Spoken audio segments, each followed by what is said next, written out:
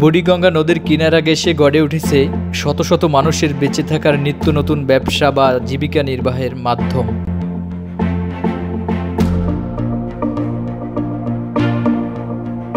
এর ধারাবাহিকতায় কয়েক যুগ ধরে লঞ্চ এবং স্টিমার থেকে পোড়া মোবিল সংগ্রহ করে বুড়িগঙ্গা নদীর কিনারায় বসে মাটির চুলোয় ড্রামে কয়েক ঘন্টা ধরে জ্বালিয়ে রিফাইন করে পুনরায় ব্যবহারের জন্য প্রস্তুত করা হয়।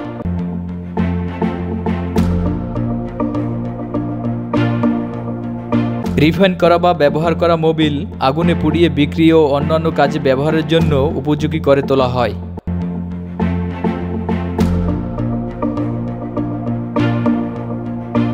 দীর্ঘ কয়েক যুগ ধরে বুড়িগঙ্গা নদীর কিনারা ঘেঁষে ব্যবহৃত মোবিল পুড়িয়ে পুনরায় ব্যবহারের উপযোগী করার পেশায় বেশ কয়েকজন কারিগর নিয়োজিত আছেন।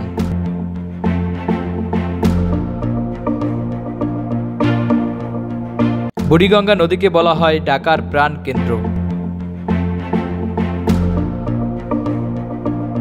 বাংলাদেশের যে কোনো অঞ্চল থেকে এসে একমাত্র বুড়িগঙ্গা নদী এবং তার আশেপাশে বিভিন্ন ধরনের কাজ করার সুযোগ রয়েছে। নিত্য নতুন তথ্যবহুল ও ইন্টারেস্টিং ভিডিও পেতে পেজটি ফলো করে ভিডিওটি শেয়ার করে দিন।